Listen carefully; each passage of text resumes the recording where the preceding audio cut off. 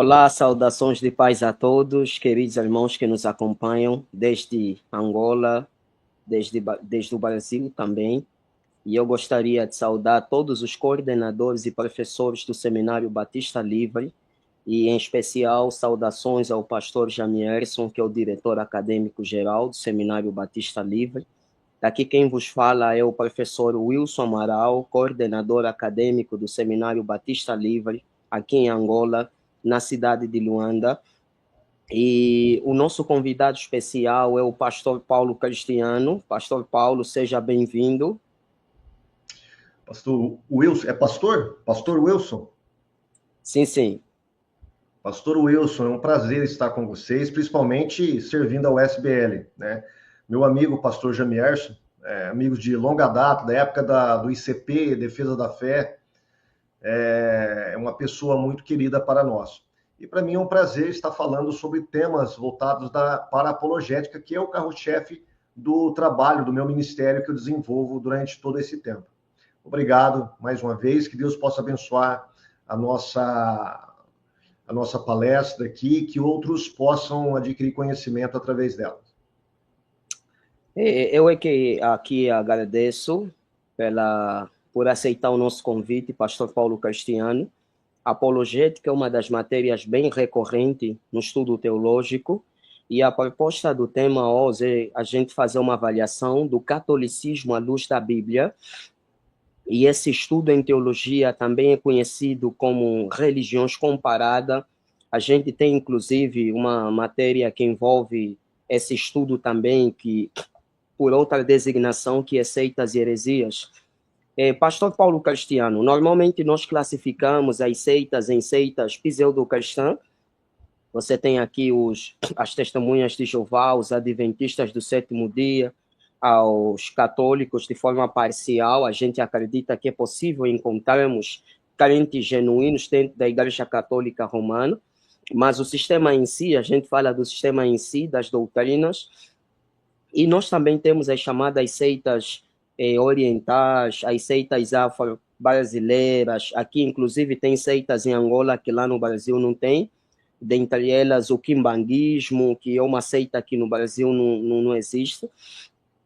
E nós também temos as chamadas seitas ocultas, as seitas místicas, desde a maçonaria. Mas, pastor Paulo, antes de começarmos a tratar esse assunto, eu gostaria que começássemos a estabelecer uma base assim inicial do que é justamente esse estudo, o que é seita, o que é heresia, onde como nós podemos definir do ponto de vista tanto bíblico quanto teológico isso. Os fundamentos da apologética, né, principalmente na área da heresiologia, que é um subgrupo da apologética. Quando eu vou dar aula para os meus alunos, eu costumo falar que a apologética é como se fosse um guarda-chuva. Dentro dela, você pode agrupar diversos subgrupos ali. Dentre eles, talvez o mais importante, seja a área da heresiologia, que trabalha justamente analisando grupos religiosos, seitas e suas heresias. Né? A palavra seita, ela é um pouco complexa. Por quê? Dependendo do campo no qual você analisa grupos religiosos, você vai dar uma conotação pejorativa ou não para a palavra, para o termo seita. Por exemplo, quando nós analisamos seita do ponto de vista sociológico, a seita não é uma coisa ruim, é simplesmente um grupo religioso que não está de forma alguma organizada. É um grupo que ele está intramuros, ele não está, vamos dizer assim, associado ou misturado com a sociedade. Então, é algo que fica à margem da sociedade. Isso seria uma seita dentro da sociologia. Né? Agora, quando este grupo ele começa a se misturar, eu estou falando misturar aqui para não usar jargões sociológicos, se misturar com a sociedade, se torna organizado, tem a sua hierarquia, tem as suas definições, os seus dogmas, né? Ele já não é mais chamado de seita, e sim de igreja.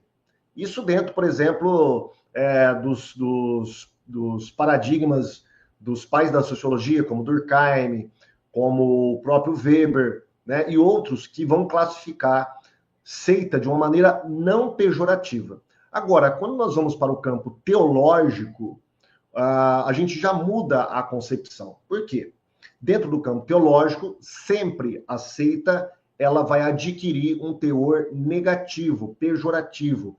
Seita é toda religião organizada ou não que prega mais uma ou mais heresias, né? E aí nós temos definições variadas dentro da apologética cristã evangélica sobre o que seria uma seita, né? Então, seita é um grupo organizado, algo bem básico, um grupo organizado que apregoa uma ou mais heresias. E o que seria uma heresia? Heresia é todo ensinamento que vai contra, que contraria a palavra de Deus, ou distorcendo a palavra, ou complementando esta palavra. De alguma maneira, a seita ela vai distorcer a Bíblia Sagrada, os ensinamentos cristãos ou judaico-cristãos. Agora, é importante a gente lembrar que nem todos que prega heresia estão dentro de uma seita, mas toda seita necessariamente vai apregoar uma heresia. Deixa eu dar uma explicação bem básica aqui. Por exemplo, nós temos irmãos dentro da igreja, dentro das nossas igrejas, que muitas vezes estão ensinando heresias. Porém, ele não faz parte de uma seita. Ele está dentro de uma igreja saudável. Porém, ele prega heresias. Então, você pode ter pessoas mesmo dentro das igrejas pregando heresias. Isso não significa que ele faz parte de uma seita. Agora, toda seita, não tem como, toda seita, ela vai sempre pregar uma heresia. É o que torna ela uma seita, né? Este grupo religioso, uma seita do ponto de vista bíblico-teológico.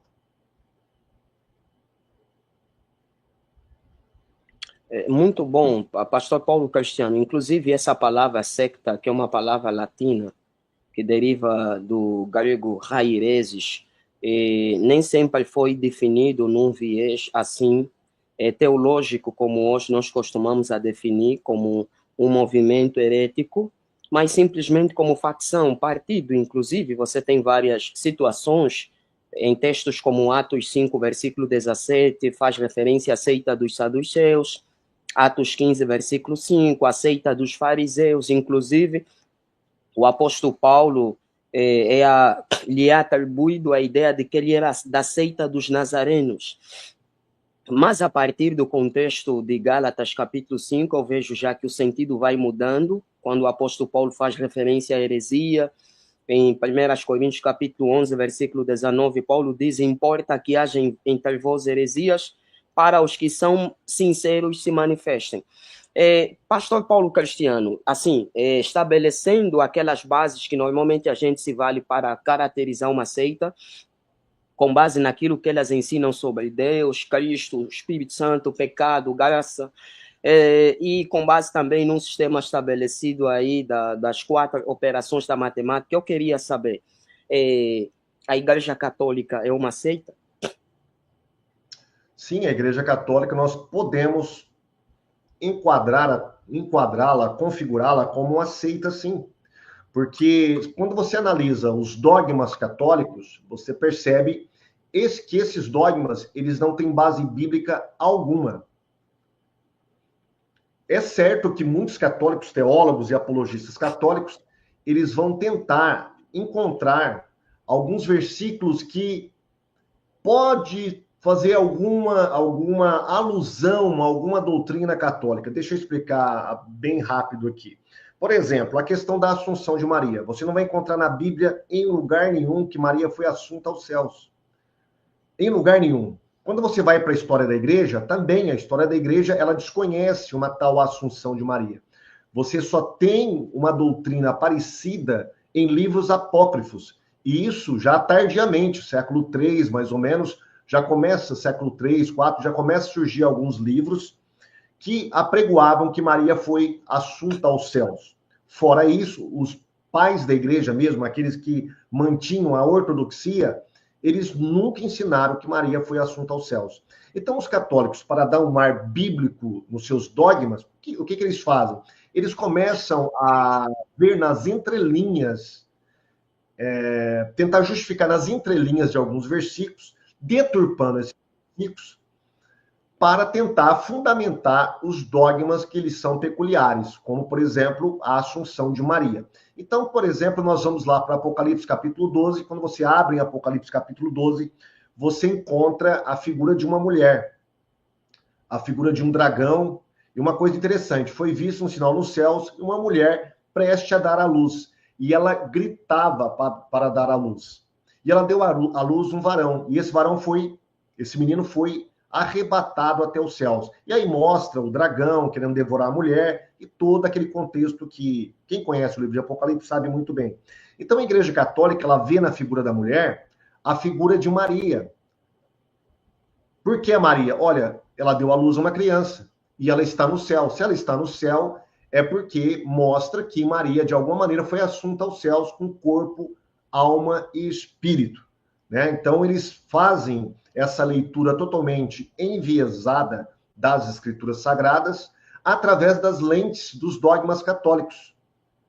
Na verdade, é uma leitura anacrônica, né? Porque quando você vai analisar de modo mais exegético o capítulo 12 de Apocalipse, não tem base alguma para aquele versículo onde fala da mulher ser uma representação de Maria. Tá? Ele fala ali da igreja, fala do povo de Deus, fala de Israel. E era essa interpretação que os teólogos, os pais da igreja antiga, davam para aquele capítulo.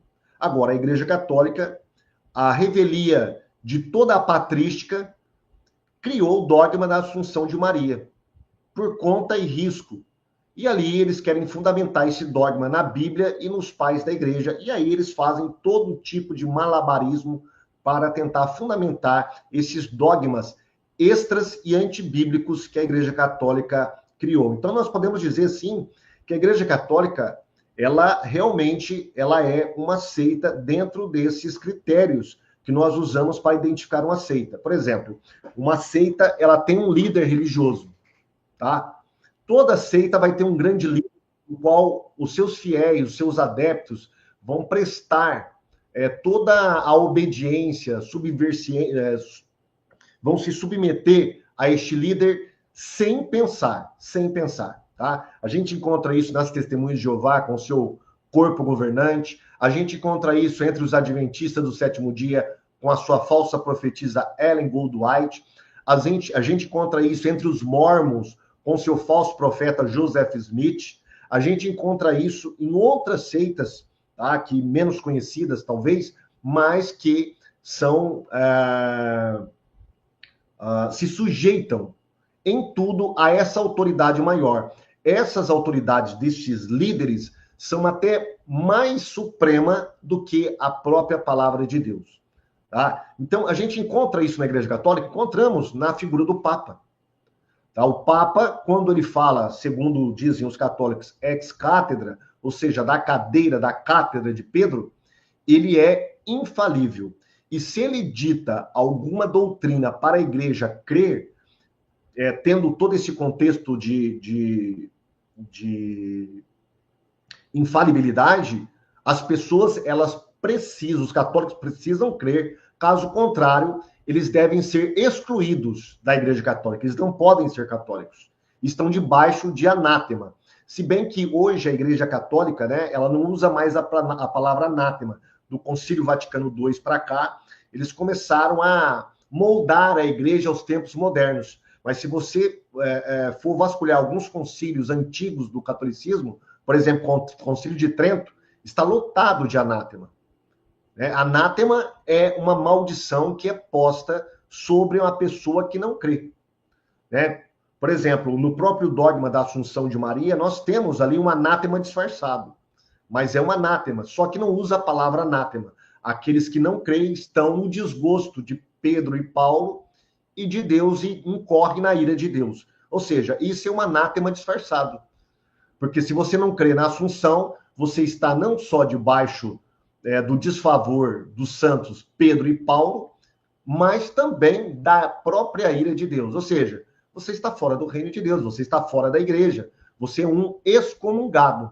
Você não tem mais comunhão com a igreja, do qual eles acreditam que é a única igreja verdadeira, sem a qual ninguém pode ser salvo. Tá? Então, a figura do Papa é uma figura central. As pessoas não podem discordar de algo que o Papa fala ex cátedra.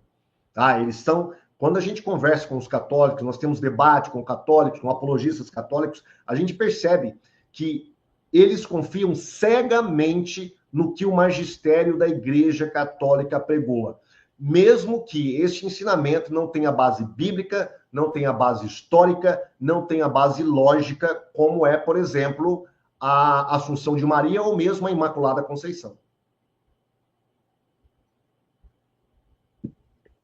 Bom, agora eu gostaria de adentrar na questão que envolve o nosso tema principal, Bíblia Católica versus Bíblia Protestante.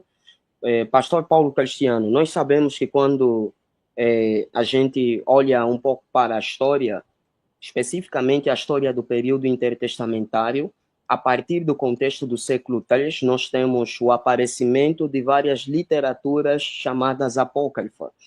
E na Bíblia compilada no ano 250 a.C., que foi justamente a Septuaginta, uma Bíblia bem recorrente nos estudos do Novo Testamento, os autores fazem várias vezes referência à Septuaginta.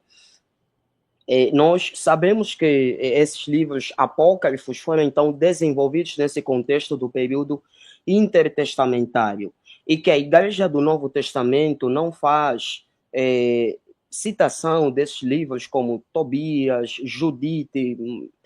Você não tem uma certa validação em termos de canonicidade desses livros no contexto do primeiro século. E quando a gente passa na história da igreja, você se depara com o concílio de Ripona, com o concílio de Cartago em 397, que validam o cânon que hoje nós temos, a possível lista assim mais oficial é a chamada lista de Atanásio, publicada numa das suas cartas referente à Páscoa, onde ele faz citação dos livros canônicos do Novo Testamento, no ano 367. Eu queria saber, assim, começando, uma vez que nós sabemos que na Igreja Católica Romana a fonte de autoridade máxima não é a Bíblia, mas existem várias fontes de autoridade, começando justamente pelas Escrituras, pelo texto que nós, protestantes, validamos como a única fonte, assim, máxima, com base na tradição, inclusive patrística. Nós não colocamos a tradição patrística na mesma categoria com o texto bíblico. Olhando para a Bíblia católica e a Bíblia protestante, quais são as grandes diferenças que existem? Tá. Ainda voltando naquele critério de como identificar uma seita, um dos sinais, né, um dos critérios utilizados para você saber se você está diante de uma seita ou não, é você saber se aquela seita ela tem uma literatura que está em pé de igualdade ou superior à Bíblia Sagrada. Por exemplo, as seitas orientais como o Art Mahikari, Seichonoye, muitas dessas seitas, elas têm os seus livros dados pelos seus profetas. E algumas dessas seitas, não me lembro agora se é a Art Mahikari, eles precisam colocar esses livros acima de qualquer livro que esteja em seus lares, mostrando que o livro dito pelo líder da seita é palavra divina. Nós temos entre os mormons também, né? Os mormons, quando você abre o livro de Mormon, você, acho que na página 10 ou 2, alguma coisa assim, está escrito que este é o livro mais correto de todos os livros no mundo. Ou seja, excluiu a Bíblia Sagrada, é mais correto do que a Bíblia. Muitas autoridades mormons vão dizer que a Bíblia só é aceita, a sua interpretação, se estiver de acordo com a interpretação do Joseph Smith. Então, enquanto que o livro de Mormon não há nenhum critério para fazer objeções à sua leitura, ou à sua interpretação, ou à sua validade, eles colocam muitas objeções em relação à Bíblia Sagrada. Com o catolicismo não é diferente. O catolicismo também, ele não tem a Bíblia como a sua única fonte de fé e prática. Tá? Tanto é assim, muitas pessoas, principalmente os evangélicos, não sabem, é que o termo palavra de Deus, quando você estiver discutindo com o católico, né, em qualquer seita, eu sempre quando eu estou dando ensino sobre heresiologia, eu falo para a minha plateia, olha, cuidado com a semântica enganosa das seitas. O que é a semântica enganosa das seitas? É você está discutindo o mesmo termo com significados diferentes. Tá? Se você estiver debatendo com algum membro de seita ou dialogando e você estiver falando sem pedir a interpretação, a definição correta daquilo que ele está dizendo, você começa a andar em círculos. Por quê? Porque você não vai chegar em nenhuma definição. Vamos dar um exemplo aqui. Os mormons. Se você perguntar para os mormons se eles acreditam na Trindade, eles vão falar para você que acreditam na Trindade. Então, no primeiro momento, olha, espera um pouquinho, então, eles acreditam na Trindade, existe Pai, Filho e Espírito Santo, né? Agora, quando você vai um pouquinho mais a fundo e pede a definição do que é Trindade, o que significa Trindade para você? Quem é o Pai, quem é o Filho, quem é o Espírito Santo? Defina para mim. E aí eles vão definir para você, né? O Pai é um ser de espírito, enquanto, aliás, o Espírito Santo é um ser espiritual, enquanto o Pai tem carne e ossos e o Filho também. Na verdade, Jesus, ele galgou ao status de Deus. Isso é Trindade? Claro que não, mas eles utilizam o mesmo termo que nós. Então, se a gente não tomar cuidado, nós vamos ficar dialogando em círculos, sem saber realmente a verdadeira definição. Com o catolicismo é a mesma coisa. Quando um católico ele fala que ele acredita na palavra de Deus, que ele ama a palavra de Deus, que ele se submete à palavra de Deus, ele não está dizendo ou proferindo aquele mesmo termo com os mesmos significados que nós atribuímos à palavra de Deus. Para nós evangélicos, palavra de Deus se resume no quê? Na Bíblia Sagrada. Bíblia é palavra de Deus. Unicamente, pronto. Agora, para um católico, palavra de Deus não é só a Bíblia. Palavra de Deus é a tradição oral. Palavra de Deus são os ensinamentos do magistério eclesiástico. Tá? Palavra de Deus é Bíblia. Então, tudo isso para eles é palavra de Deus. E tanto a tradição oral, quanto o magistério e a Bíblia estão em pé de igualdade. Tá? A Bíblia não é superior. Ela está em pé de igualdade com a dita tradição, ou tradição, hoje eles inventaram, depois do Vaticano II, eles inventaram o que eles estão costumando chamar de tradição viva. Por quê? Porque até no Concílio de Trento, você tinha uma definição. Olha, nós católicos acreditamos na Bíblia, é nossa autoridade, mas também na tradição. E a tradição ela é composta da unanimidade dos pais da igreja. Tá? Eles tinham essa noção. Então você tinha duas fontes da autoridade, a Bíblia e a tradição oral, que era composta pelos escritos dos pais da igreja, pela interpretação unânime dos pais da igreja, por exemplo. Hoje, o católico evoluiu isso. Aliás, as doutrinas católicas, esse é um outro sinal de uma seita, que é a evolução doutrinária, né? As Testemunhas de Jeová têm muito disso, os mormons têm isso. Eles vão evoluindo, eles vão dando novos significados para velhas doutrinas. E a Igreja Católica também. Porque a partir, por exemplo, do século XIX, se eu não me engano, um anglicano convertido ao catolicismo, chamado Newman, ele inventou o que os católicos têm hoje, tá? Como uma regra teológica, que é o desenvolvimento do dogma. Então, para os católicos, eles olham para algo que está lá na patrística, algo que não tem nada a ver, eles falam assim, ó, aquilo ali é uma semente. O dogma está sendo desenvolvido. Eles fazem isso, por exemplo, com a Assunção de Maria, com a Imaculada Conceição. Né? Então, quando um pai da igreja fala lá que Maria ela é bem-aventurada, por exemplo, Irineu chama Maria de a nova Eva, eles vão falar, tá vendo? Aqui uma semente. Essa semente está evoluindo através da história e ela vai desembocar num dogma já completo lá na frente. Por exemplo, quando o Papa Pio IX proclamou a Imaculada Conceição e o Papa Pio XII proclamou a Assunção de Maria. Então, os dogmas católicos vão evoluindo. A palavra de Deus não tem a palavra final em termos de autoridade dentro da Igreja Católica. Ela tem que ser lida pelo magistério da Igreja. E hoje, o próprio magistério, ele não depende mais do que é a chamada tradição oral, ou seja, a história da Igreja.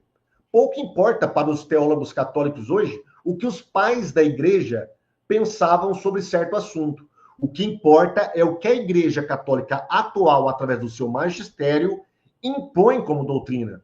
E isso eles chamam de tradição viva da Igreja. Então, estão criando dogmas, a revelia da história da Igreja, a revelia da revelação sobrenatural de Deus através da Bíblia, impondo as suas próprias doutrinas através de uma autoridade advinda do magistério. E quando a gente fala magistério, estamos falando do Papa e o seu colegiado ali, quando proclamam dogma. Tá? Então, a partir disso, nós podemos ver uma grande diferença na fonte de autoridade entre católicos e evangélicos. E isso é transferida também para a questão da Bíblia Sagrada. Né? E aí, para nós falarmos das diferenças entre a Bíblia católica e a Bíblia evangélica, e é bom deixar bem claro aqui que existe uma única Bíblia, tá? A Bíblia dos católicos é a mesma Bíblia dos evangélicos. Vamos deixar bem claro. Agora, existe diferença entre versões. A Bíblia católica, ela tem uma versão no Antigo Testamento que tem 7 livros a mais. E a Bíblia evangélica não. Por que isso? Tudo tem a ver com a questão da Septuaginta. A versão dos 70, né, como é chamada, ela continha alguns desses livros. Não todos, tá? Alguns manuscritos da Septuaginta, ela trazem livros apócrifos que nem mesmo a Igreja Católica atual aceita como livro canônico, ou deuterocanônico. Então, nós temos uma divergência ali, nós temos vários manuscritos da Septuaginta, e nem todos eles têm a lista completa dos 7 livros que a Igreja Católica tem hoje como deuterocanônico. Então, você ouve um católico falar, olha, nós seguimos o cânon da Septuaginta, que é o cânon que a Igreja Cristã sempre seguiu. Ao contrário dos protestantes que seguem o cânon dos judeus, que nós não temos nada a ver com os judeus.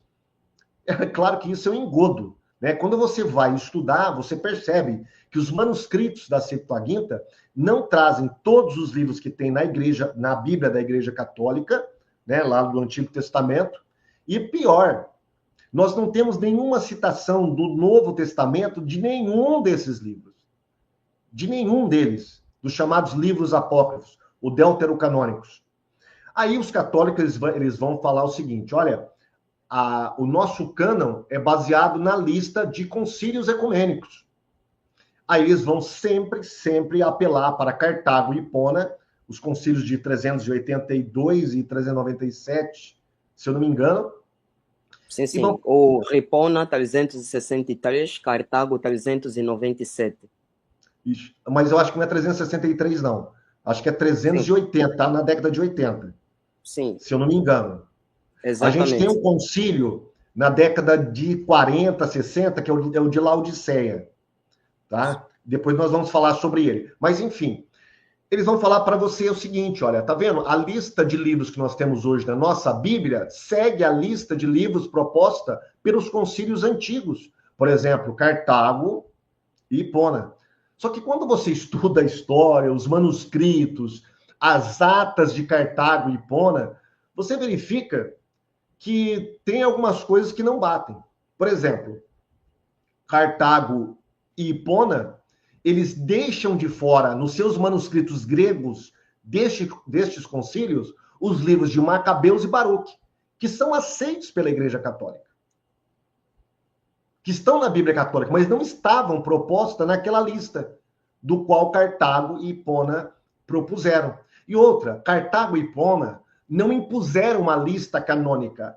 Eles mandaram para as igrejas, inclusive para a igreja de Roma, como para outras igrejas, avaliarem essa lista e compararem com a lista que eles já tinham.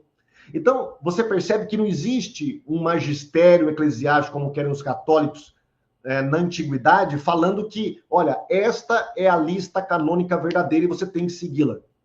Tanto é assim, como eu já disse aí, o Concílio de Laodiceia, que foi anterior a Cartago e Hipona, eles não traziam nenhum dos livros apócrifos. Se eu não me engano, talvez exceção a Baruque, mas o resto não aparece. E o Concílio de Trullo, no século VII, vai reafirmar as atas do Concílio de Laodiceia e reafirmar a lista canônica dele, ou seja, um concílio geral da igreja, um concílio ecumênico geral, está reafirmando um concílio local, ou seja, era para ser a norma para todos os cristãos. Porém, a gente vai ver em alguns pais da igreja, como Atanásio, principalmente Jerônimo, que foi o que traduziu a Vulgata, que é a Bíblia oficial da Igreja Católica, ele rejeitou completamente os livros apócrifos como se fossem livros canônicos.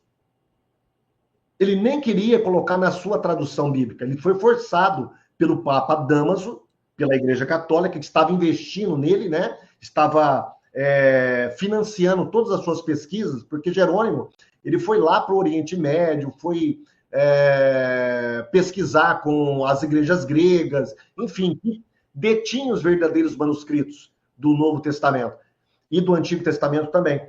E aí ele verificou, espera um pouquinho, isso aqui não faz parte da tradição cristã. Isso são livros apócrifos, eles são bons para a leitura, porém, eles não podem definir doutrina.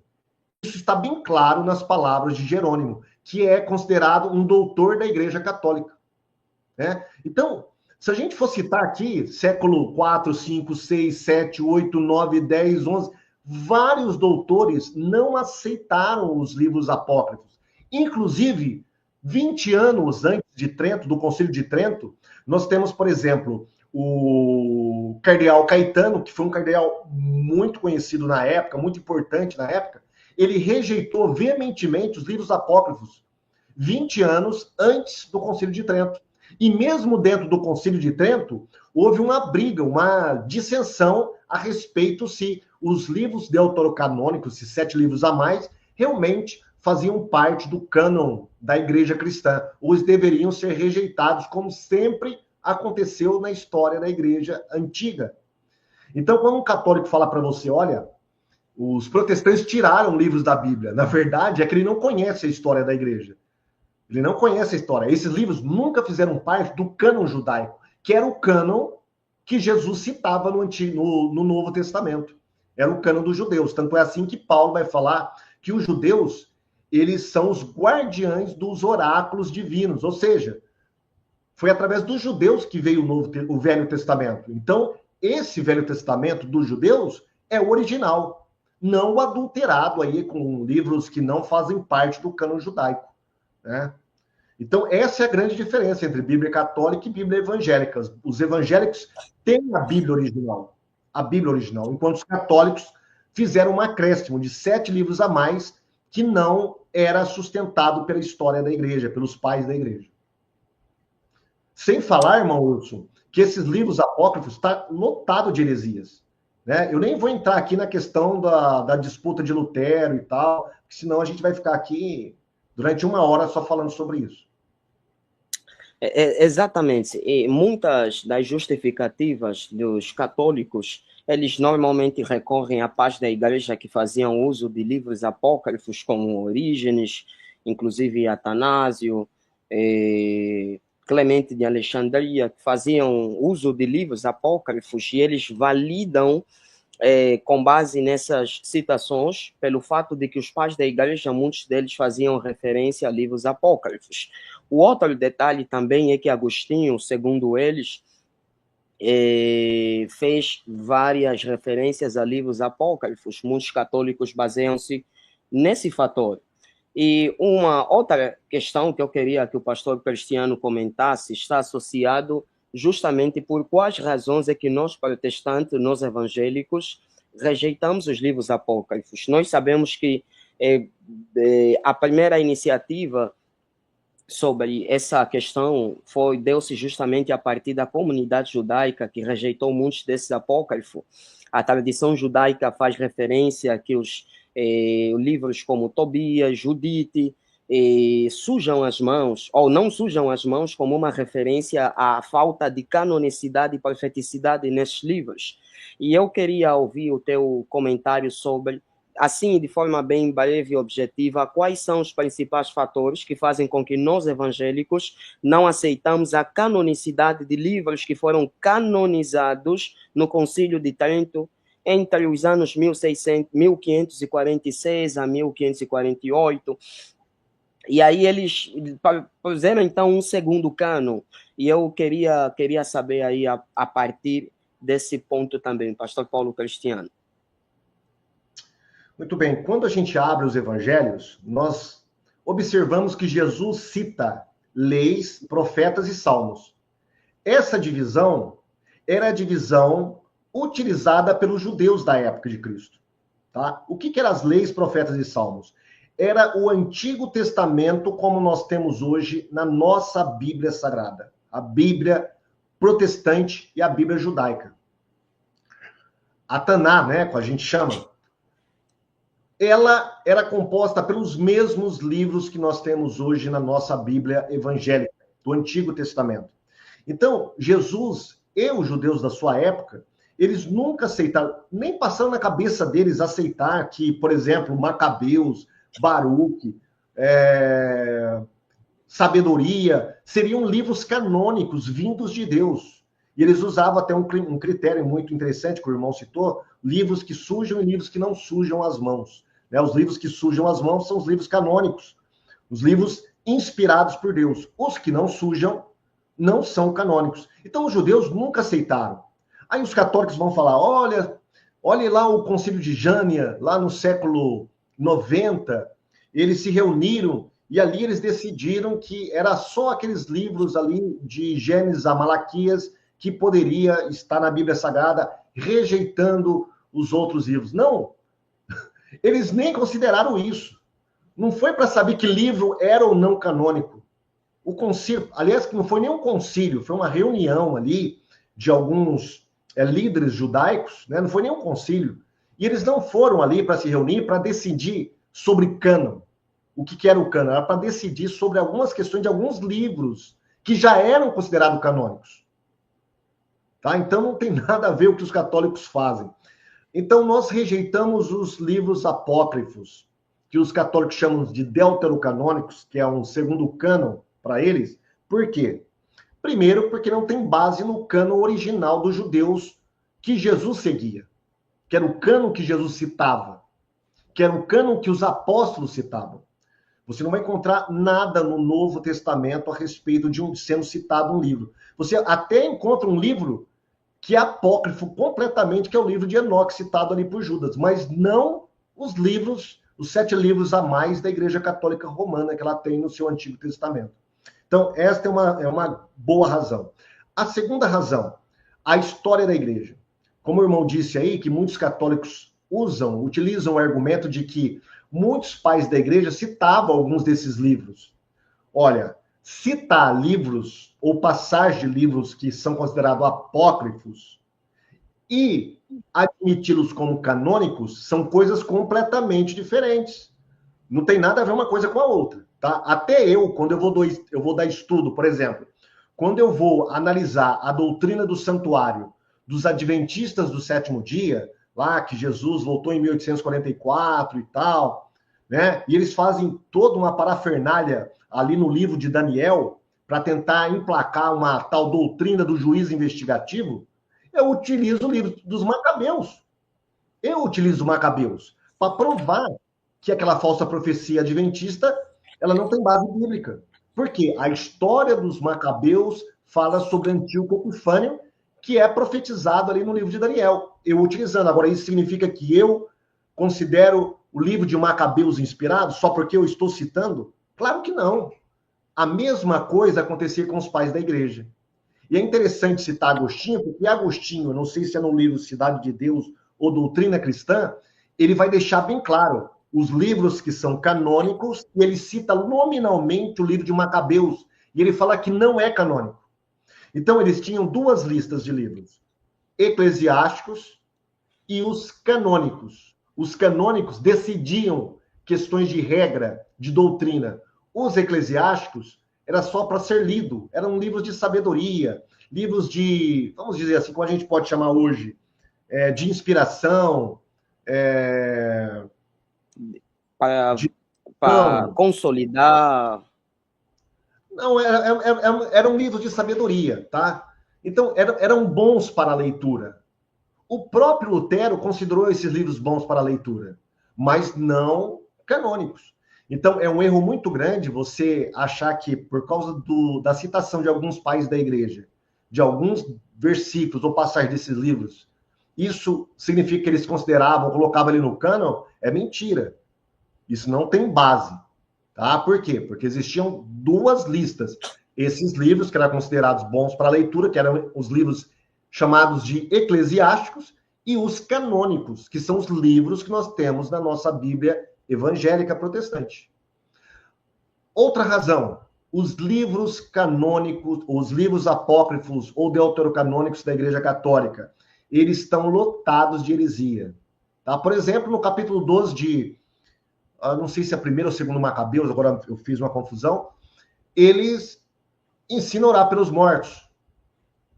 Há um anjo que ensina a mentir, há um anjo que ensina a fazer uma mandinga ali, uma feitiçaria. Quer dizer, aonde nós vamos encontrar isso na palavra de Deus, nos livros canônicos? Em lugar nenhum. Então, esses livros ensinam a dar esmolas para perdoar pecados, enfim, são várias e várias heresias que trazem esses livros. E, claro, isso se encaixava muito bem com as doutrinas já desenvolvidas pela Igreja Católica na Idade Média, como a oração pelos mortos, as penitências, as indulgências, né? Então, tudo isso casa muito bem com o purgatório, casava, tanto é que os católicos até hoje, eles utilizam Macabeus para aprovar o purgatório. Se bem que Macabeus não fala em nada sobre purgatório.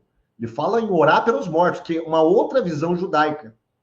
Mas purgatório está ausente do livro dos Macabeus.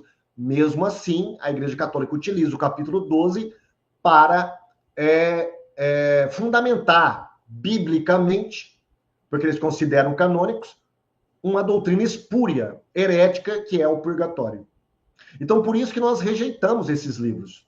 Tá? Não é porque nós temos uma Bíblia evangélica, os católicos têm outra e cada um fica na sua casinha brigando com o não, porque esses livros, eles não são palavras de Deus, não são inspirados por Deus.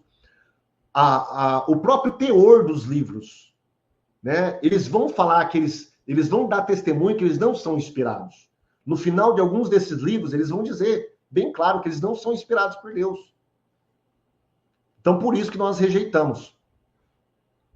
E a sua abordagem, eu queria só consolidar com uma citação aqui do livro do Raimundo de Oliveira, num ponto onde ele trabalha essa questão do catolicismo e as principais razões do porquê nós evangélicos rejeitamos os livros apócrifos. Primeiro, eles destaca, eles nunca fizeram parte do cânon hebraico, visto que o cânon fecha com a profecia de Malaquias. Malaquias encerra o seu ministério provavelmente nos anos 431 a 430, e ele também faz referência a nunca serem citados no Novo Testamento como palavra de Deus. Você não vê Jesus e os apóstolos, aquilo que o pastor Paulo Cristiano destacou aqui.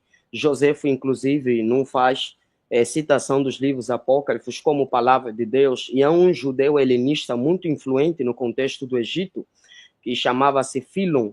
Ele usou várias vezes o texto bíblico, mas não faz citação de nenhum livro apócrifo como palavra de Deus. E, em tese, por essas razões que o pastor fez referência, tem muitas doutrinas distorcidas em apócrifo. Por exemplo, 1 Macabeus 12, versículo 48, faz referência à oração pelos mortos. Tem aí o livro de Tobias, que ensina a fazer magia. E por falta de profecia messiânica nesses livros, ou seja, não tem profecia, não tem uma verdade sobre Cristo, sobre o Messias. Uma pergunta que eu gostaria de te fazer, pastor Paulo Cristiano, é basicamente a seguinte: existem algumas citações de literaturas pseudoepigráficas, como no texto de São Judas, capítulo 1, versículo 9, onde ele faz referência a um livro pseudoepigráfico que é conhecido como Assunção de Moisés, E há uma referência a um livro de Enoque, em São Judas 1, versículo 14. E destes também profetizou Enoque, o sétimo depois de Adão. Essas referências desses livros pseudepígrafos não abriria espaço, não daria possibilidades para a convalidação dos livros apócrifos que os católicos aí oficializaram no Concílio de Trento? Não obstante, são literaturas também que não são canônicas. Aqui é uma diferença que a gente precisa estabelecer. Apócrifo, a palavra apócrifo em si, significa misterioso e geralmente aplica-se no âmbito da falta de inspiração bíblica. E são livros aí que foram inseridos na Septuaginta. Os pseudepígrafos são literaturas bastante vastas no contexto do período intertestamentário. No entanto, há um fator em comum entre essas duas literaturas, que é justamente a falta de inspiração.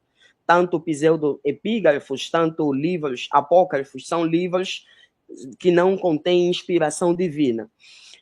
O fato o fato de São Judas fazer referência a essas duas literaturas na sua epístola, isso abre espaço para a aceitação de livros apócrifos, uma vez que a epístola de Judas foi bastante discutida relativamente à sua aceitação no cânon do Novo Testamento, em função dessas referências que faz a livros pseudepígrafos. Tá. Só ainda voltando à questão lá dos livros apócrifos, aliás, do cânon, né? Tanto Joséfo, quanto Filo, quanto outros vão citar sempre 22 livros do cânon. Sempre 22 livros, ou no máximo 24, dependendo ali da contagem. Tá? Se você for na Bíblia Católica atual, no Antigo Testamento, tem mais de 22. Tem mais de 24. Sim. E lembrando que 22 para o judeu é porque eles juntavam em um livro só, por exemplo, 1 e 2 Samuel, era um só. Então, por Sim. isso que cai bastante esse número. E talvez ali para se ajustar ao alfabeto hebraico, né? Para fazer para casar com o alfabeto hebraico. Mas nunca eles passavam de 24. Nunca. Por quê? Isso mostra que o verdadeiro cânon é o cânon judaico, do qual Jesus colocou a sua chancela, falando nominalmente, sobre leis, profetas e salmos, que era a divisão que comportavam esses 22 a 24 livros do cânon recebido através dos judeus. Agora, em relação ao livro de Judas, o argumento católico não é esse, tá? O argumento católico não vai nessa direção para tentar fundamentar livros apócrifos. Porque nem a Igreja Católica aceita esses livros, nem mesmo as igrejas ortodoxas aceitam o livro de Enoque. É um livro realmente considerado apócrifo pelos católicos, sem valor doutrinário, de fé, de inspiração. Tá? Agora, a questão é tradição oral. Aí sim, os católicos vão utilizar esse versículo para falar que, por exemplo, Judas está citando ali uma tradição que vem de um livro judaico, que não está no cânon tradicional do Antigo Testamento. Agora, como que nós resolveremos isso? Simples.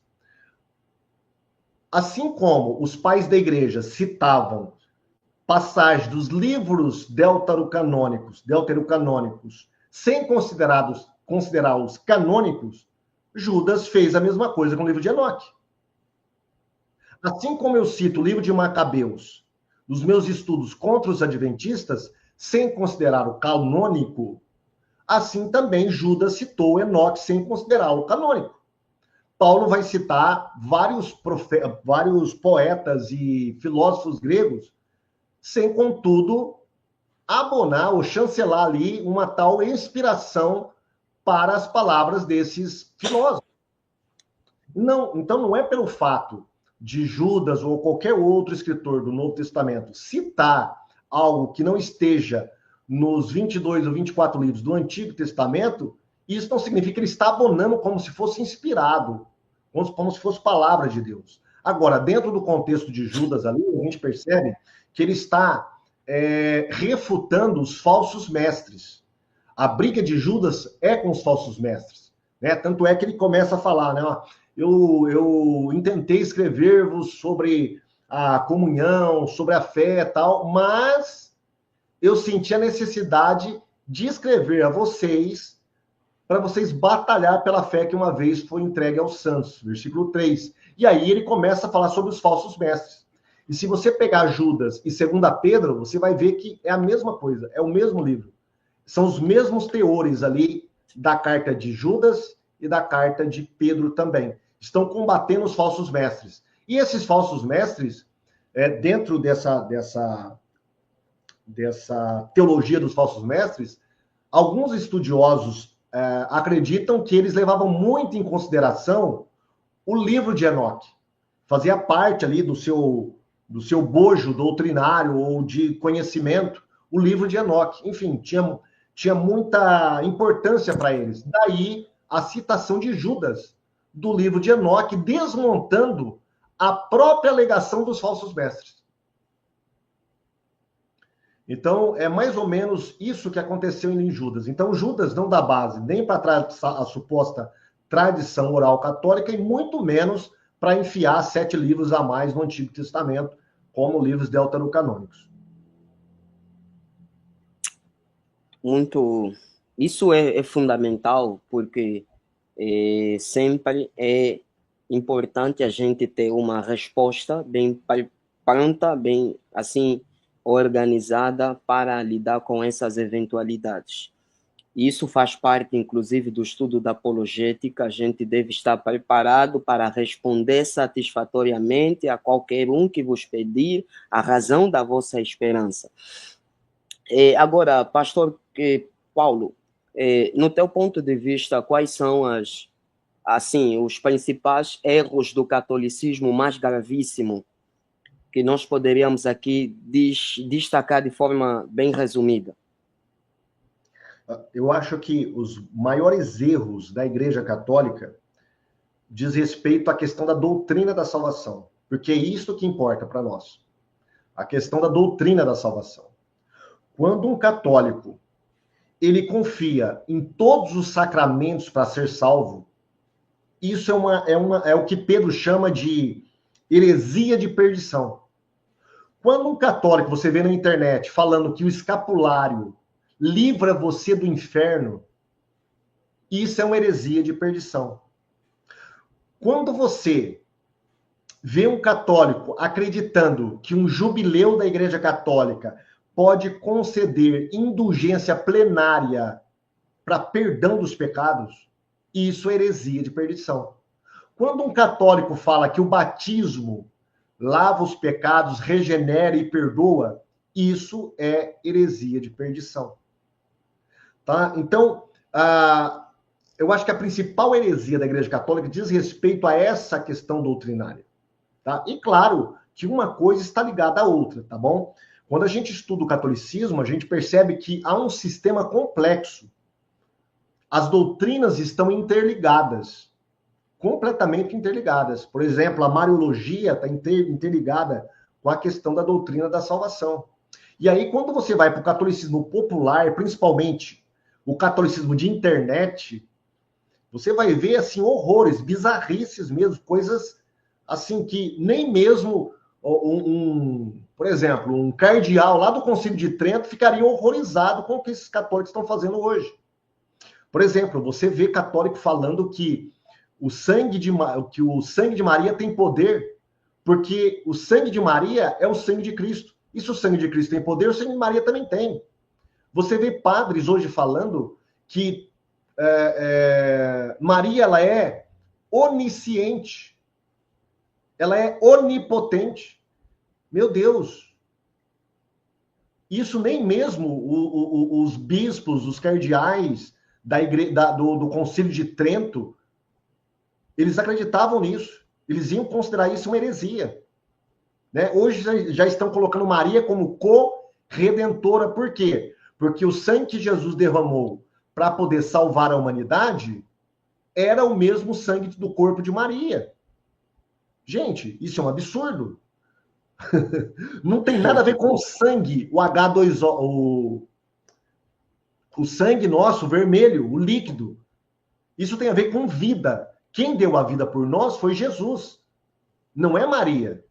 Por isso que eu sempre falo, eu dei um estudo agora em um pequeno grupo que eu faço parte, sobre o poder do sangue, a importância do sangue na Bíblia, né? E o sangue de Jesus, ele não pode ser usado como um amuleto. Ó, o sangue de Jesus tem poder, como se isso fosse afugentar demônios, curar enfermidades, afastar o mal. Gente, isso é a suposição. A questão não é o líquido que foi derramado, e sim o que ele representa, é a vida. Então, Maria não deu a vida por nós. Quem deu a vida por nós, sacrificando na cruz, foi Jesus, unicamente. Então, isso é uma grande heresia. Então, a Mariologia hoje, irmãos, irmão Wilson, ela deixou de ser apenas uma doutrina sobre Maria, ela está evoluindo para uma doutrina de salvação também.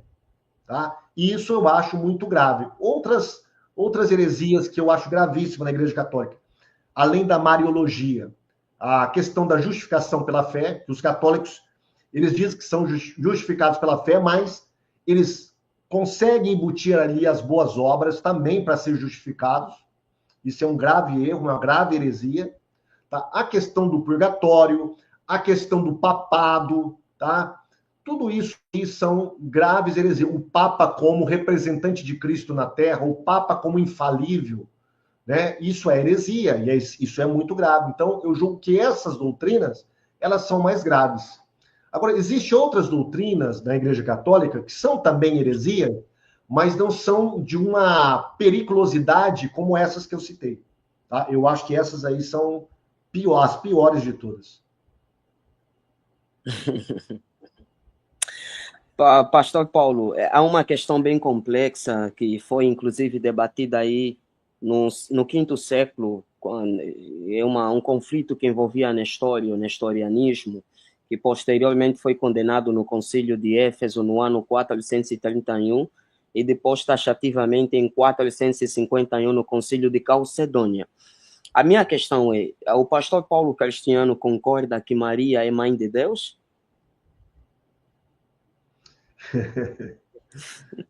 Vamos falar primeiro sobre Nestório. Eu costumo falar que Nestório foi talvez um dos personagens que a igreja cristã teve mais injustiçados. Mais injustiçados. Tá? Taxaram Nestório de herético e colocaram na boca de Nestório coisa que ele nunca falou. Ele nunca disse. Por exemplo, por que Nestório é considerado herético? Está entre as heresias cristológicas. Porque eles falam que Nestório ensinava que existia duas pessoas em Cristo. Duas pessoas. Nestório nunca falou isso, ele nunca ensinou isso. Agora, toda a confusão girou em torno do termo Theotokos, né? Ou Cristotokos.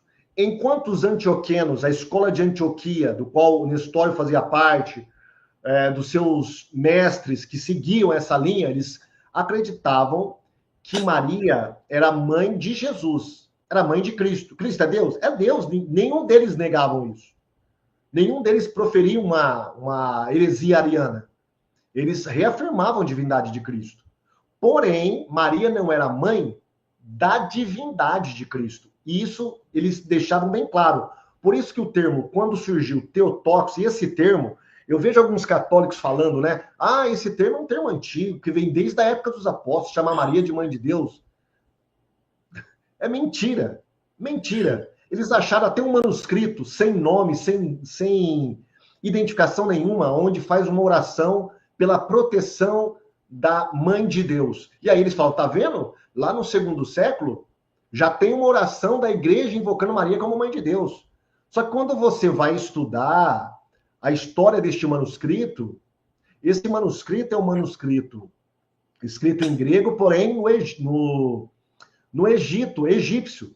E naquele contexto ali, do segundo século, dentro dos cristãos egípcios, existia um monte de heresias proferidas por cristãos egípcios, inclusive fazendo invocação de anjos, fazendo, como é que fala? não é rituais, tem uma outra palavra.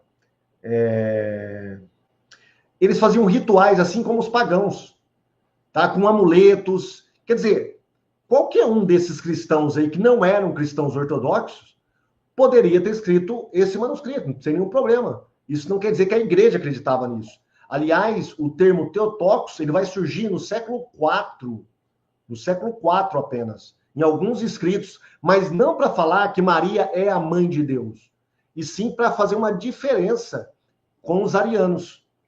Tá? Mas, enfim, Nestório acreditava que o título melhor seria Mãe de Cristo ou Cristotocos, porque na região onde Nestório estava, existia uma grande idolatria pelas falsas deusas.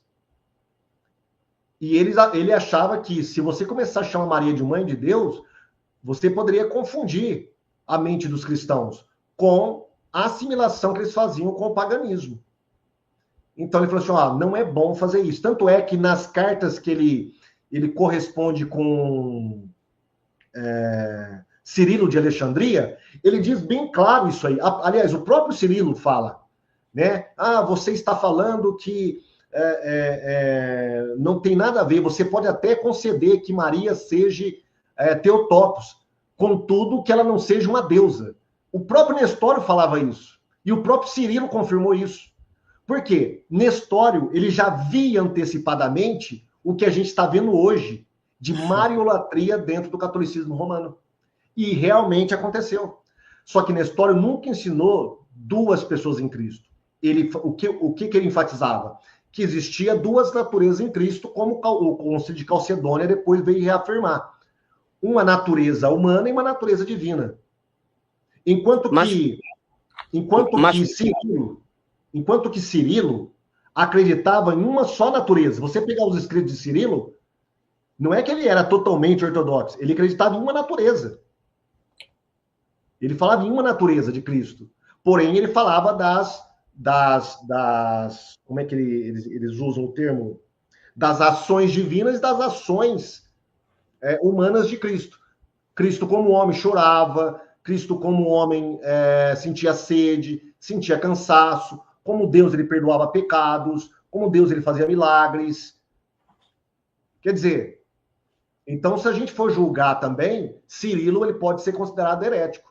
Aliás, irmão, o concílio de Éfeso foi um concílio político, onde Cirilo ele fez ali todo um emaranhado político e conseguiu depor Nestório. Mas, enfim, voltando para a questão de se Maria é mãe de Deus ou não. Maria, nesse sentido, ela é mãe de Deus. Por quê?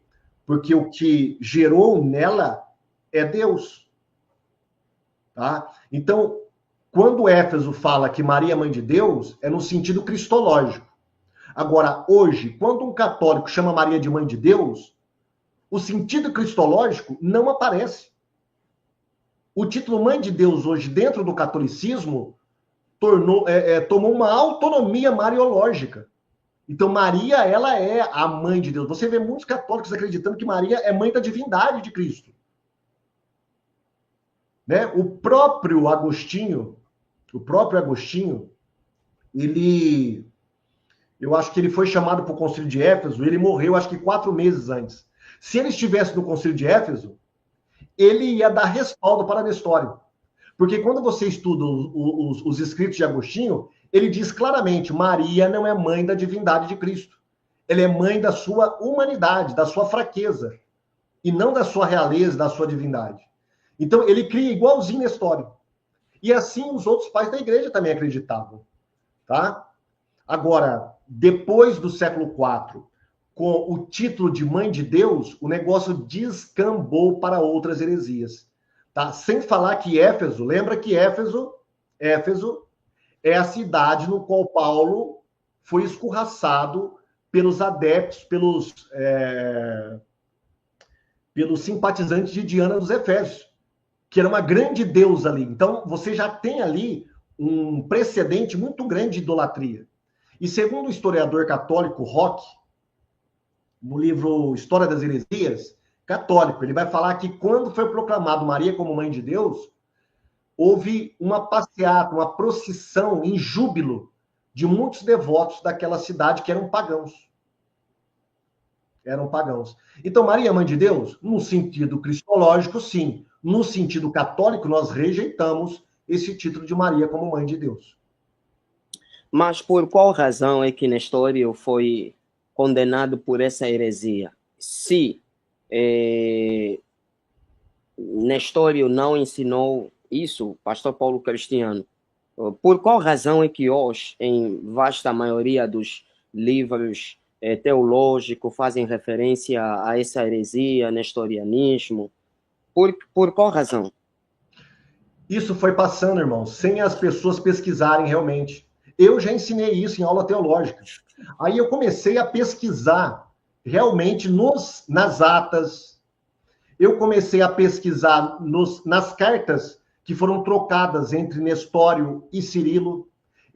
Existe hoje, na academia, todo um movimento fazendo uma revisitação no Concílio de Éfeso e nos ensinos de Nestório. Tá? E eles estão chegando à conclusão que Nestório... Por que Nestório foi condenado e por que Nestório pegou essa pecha de herético de que existe duas pessoas em Cristo? Nestório não participou do concílio. Ele foi rechaçado do concílio, ele não teve a chance de se defender, mostrar o que ele acreditava. O que eles fizeram? Pegaram escritos de Nestório, deturparam os escritos de Nestório, citando na hora do concílio. E sem falar que o próprio Cirilo convocou o concílio sem esperar Nestório e os partidários de Antioquia chegar. Quer dizer, ele fez um concílio para ele mesmo, ele colocou na boca de Nestório o que ele quis, convenceu o imperador, e aí baixaram um decreto desterrando Nestório para o deserto. E aí o cara não teve chance de se defender. Lá no exílio, ele escreveu um livro defendendo dessas acusações e reafirmando as suas ideias. Esse livro mostra a verdadeira doutrina de Nestório, que não tem nada a ver com o que foi colocado no Concílio de Éfeso contra ele. Então, a gente precisa pesquisar mais, né, até mesmo aquilo que já está dito como padrão, né? Padrão. Vamos tomar cuidado com muitas coisas aí que não faz jus ao que realmente está posto na história. Nestório é um deles, tá? Nestório é bem claro. Agora, Nestório tinha uma deficiência cristológica? Tinha.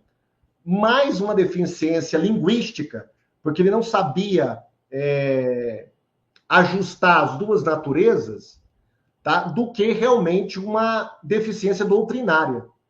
Ele professava que existe uma só pessoa em Cristo, um só Cristo, com duas naturezas, a humana e a divina. Isso é heresia? Aonde que isso é heresia? Não. O próprio Concílio de Calcedônia, ele pega... O que o Concílio de Calcedônia faz? Ele tenta arranjar a teoria de Cirilo com a teoria de Nestório. É mais ou menos isso, é um arranjo. Olha, vamos fazer um bem bolado aqui e vamos proclamar que Jesus, ele é 100% Deus, 100% homem, plenamente Deus, plenamente homem. Ele é nascido da Virgem Maria, mãe de Deus, na carne. Na carne. Então, Jesus, ela é mãe de Deus, de Jesus homem, do Jesus que nasceu na carne, o corpo de Jesus. É nesse sentido que ela é mãe de Deus. Então, você vê que a própria Calcedônia, ela vai acomodar as duas teorias. E o Nestório, depois, ele vai escrever se defendendo e colocando realmente o que ele acreditava. O que não foi possível no Concílio de Éfeso, que não deixaram ele fazer isso. E por isso que inventaram um monte de coisa do cara.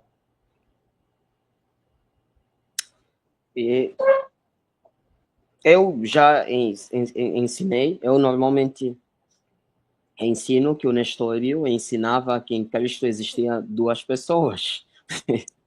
Com base... Não foi isso que ele ensinou. Ok. Isso com base em muitos livros. Você tem, por exemplo, a Teologia Sistemática do Franklin Ferreira e o Alan Myatt fazem referência a isso. Quer dizer, são reproduções, irmãos. Isso são reproduções. Isso. Tá? Então, a gente precisa dar uma analisada, né, de fato, nos documentos primários. Os documentos Sim. primários falam outra coisa completamente diferente. E muitos já estão trabalhando isso na academia. Ok. Abrindo um parênteses aqui, Pastor Paulo, acreditas que Jesus Cristo tem a possibilidade de pecar? Se Jesus tinha possibilidade de pecar, isso é uma grande disputa, né, que existe. Eu não gostaria de entrar nessa arena, tá? A minha opinião é, Jesus, ele não pecaria.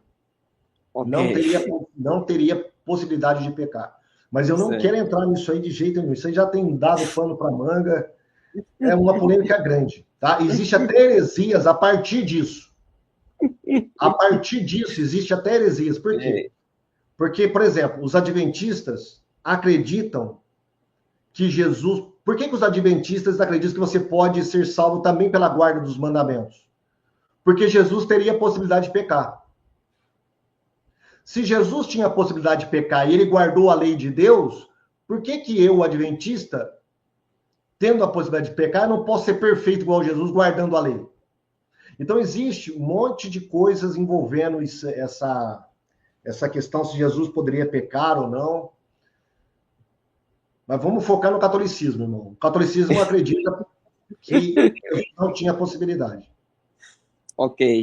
O catolicismo acredita que Jesus não tinha a possibilidade? Até onde eu sei, sim. Ok. Isso é muito bom.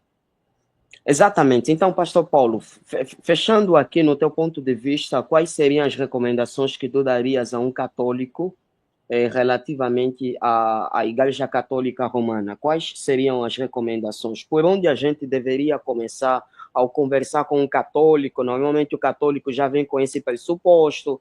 Não, a Igreja Católica é uma igreja mundial, os protestantes corromperam, distorceram a fé. Recentemente eu estive acompanhando uma abordagem de um padre católico que dizia: o verdadeiro católico é aquele que não questiona a Igreja Católica Romana. O verdadeiro católico é aquele que não usa as escrituras para tentar repreender ou chamar a atenção da Igreja Católica Romana, porque a Bíblia não está acima da Igreja.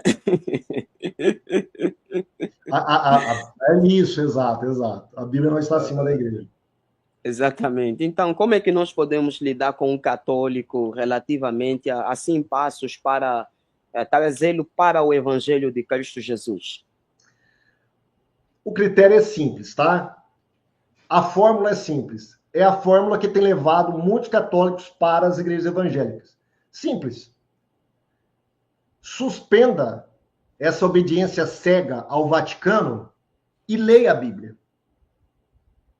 Porque a Bíblia Sagrada, e agora eu estou falando do Novo Testamento, né, que é da religião cristã, do Novo Testamento, o Novo Testamento, aquilo que está escrito, é a mais antiga tradição que nós temos.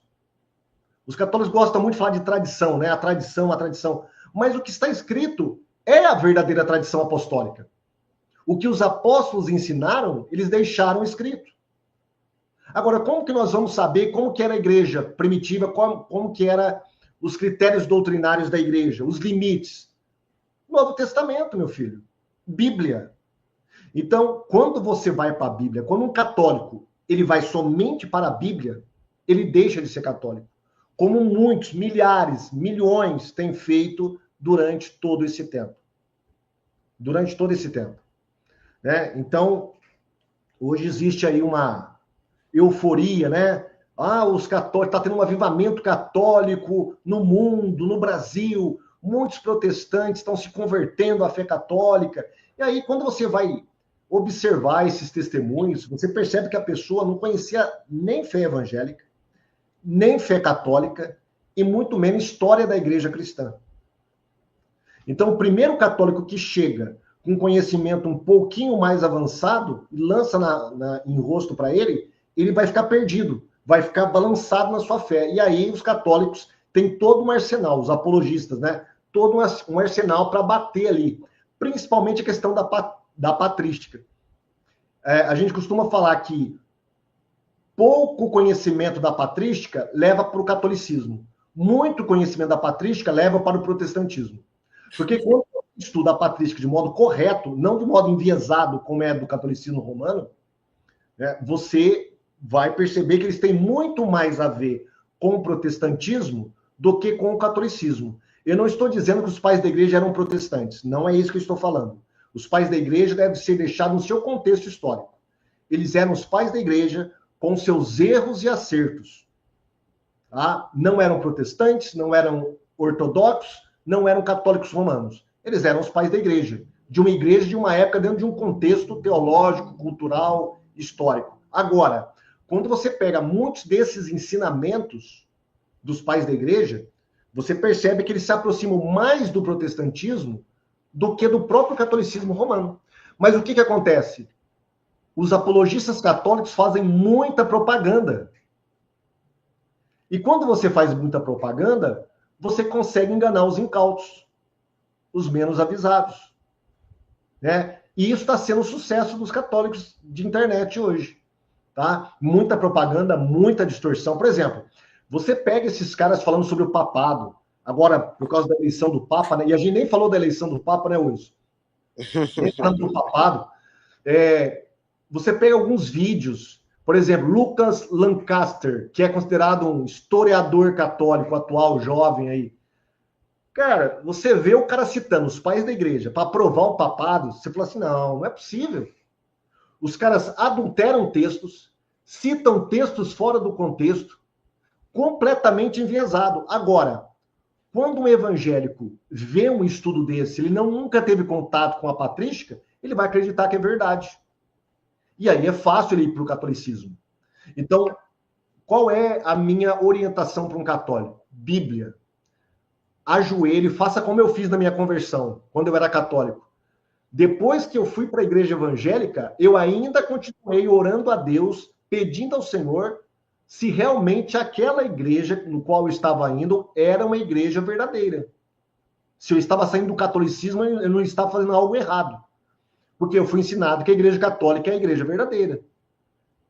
Então, eu me converti ao Senhor Jesus, comecei a frequentar uma igreja evangélica e durante esse tempo eu estava orando.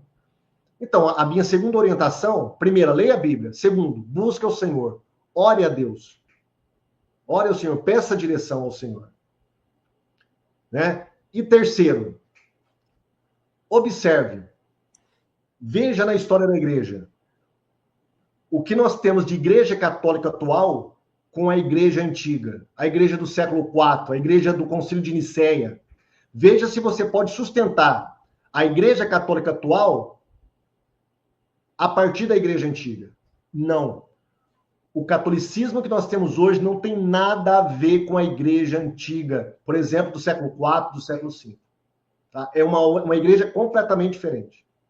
Tá? Eu costumo falar que a igreja católica hoje não é cristocêntrica, ela é mariocêntrica. Ela se transformou numa outra religião. Não tem nada a ver com o cristianismo mais.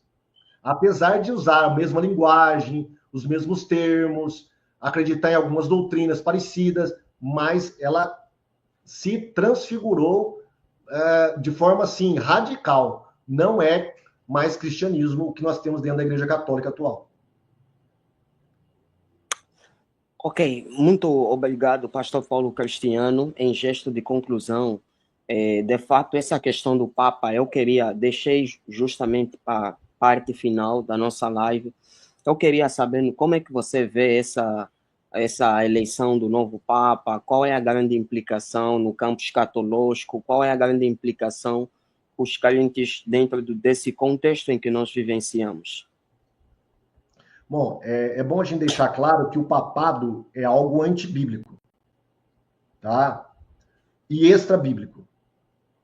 O papado não está na Bíblia, Pedro nunca foi papa, e nem o papa é o vigário de Cristo. Isso a gente tem que deixar bem claro. Tá? Tem até um livro do ex-padre Aníbal, um dos melhores livros para você estudar a história do papado e as refutações sobre esta doutrina católica. Pedro nunca foi papa. Tá? Outra coisa, o papado ele se tornou um cargo político, não um cargo eclesiológico apenas, mas um cargo político. Quando você estuda a história da Igreja Católica, principalmente na Idade Média, Você vai perceber que ela vai se transformando quase que num império. Teve uma época que ela se transformou em um império mesmo, um mini império com vasta área geográfica que ela dominava. Os papas, muitas vezes, dominavam os próprios imperadores. Teve imperador que teve que pedir perdão ao papa. Tinha imperador que tinha medo de ser excomungado. Por quê? Porque os seus súditos, se fossem católicos, esses súditos estavam desobrigados a obedecer ao imperador, já que ele estava excomungado da igreja. E assim poderia matá-lo e tirá-lo do poder. Olha o nível que nós temos de catolicismo. Né? Então, a Igreja Católica ela se tornou no mini império. Tanto é que você tem um Estado do Vaticano. O Papa não é apenas um líder dos católicos. Ele é um líder político, ele é um, vamos dizer assim, né, um monarca. Presidente não, mas um monarca. Né? Ali no Vaticano, que é o estado, o menor estado do mundo, né? Menor estado político do mundo é o Vaticano. E ali nós temos de tudo. Nós temos corrupções. Você olha esse conclave. Dá uma olhada no conclave, como que foi político, completamente político. A escolha desse Papa foi uma escolha política, todo mundo sabe, até mesmo os católicos, muitos católicos estão falando. Né? Então, o papado, ele, falando em profecia bíblica, né, escatologia, eu não acredito, como muitos autores colocam, que o Papa é o anticristo, como alguns irmãos reformados acreditam. Não acredito que o Papa seja, de alguma maneira, aquela mulher, o Vaticano seja aquela mulher do Apocalipse, está sentada numa besta e tal. Se você for observar atentamente a profecia, não bate com a ideia de um Vaticano. Agora, é claro que o Papa, sendo líder de mais de 1 bilhão de pessoas no mundo, não tem nenhuma participação na profecia bíblica. Sabendo que a segunda besta, ela é o falso profeta. Ela que vai cuidar da área religiosa do anticristo. Porque quando a gente estuda um pouquinho sobre a questão de poder, de política, a gente percebe o seguinte: nenhum ditador até hoje governou apenas com arma. Nenhum deles. Eles precisam de uma ideologia para convencer as pessoas. Você não convence pessoas apenas com o poder do exército. Você convence pessoas com poder, principalmente, religioso, tá? Ideológico. Tá? Olha para o mundo comunista. Você acha que eles dominam as pessoas só apenas porque eles têm um grande exército? Claro que não. O que o Xi Jinping, lá da China, é da China, né? Coreia do Norte. Será? O Xi Jinping é da Coreia do Norte? Não. Coreia do Norte é o Pyongyang. Isso, é que tem um cabelo engraçado, né? Sim. Falar baixo, senão ele vai jogar um míssil aqui. O Xi Jinping, o que ele está fazendo? Ele está tirando quadros de dentro da igreja e substituindo por quadros da sua própria pessoa. Todos os líderes ditadores políticos exigiram adoração. Sempre. Então, você precisa do quê? De uma ideologia para dominar as massas.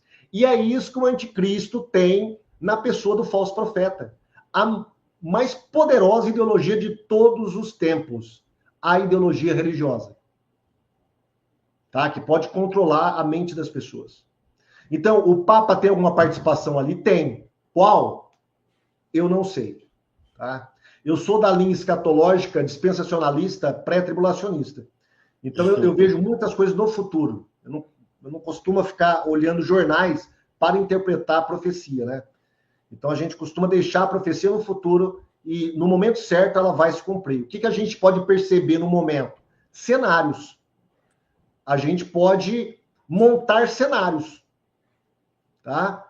Então, toda essa aglomeração, a aclamação dos líderes mundiais por um líder apenas, né, que controle o mundo inteiro, que traga paz.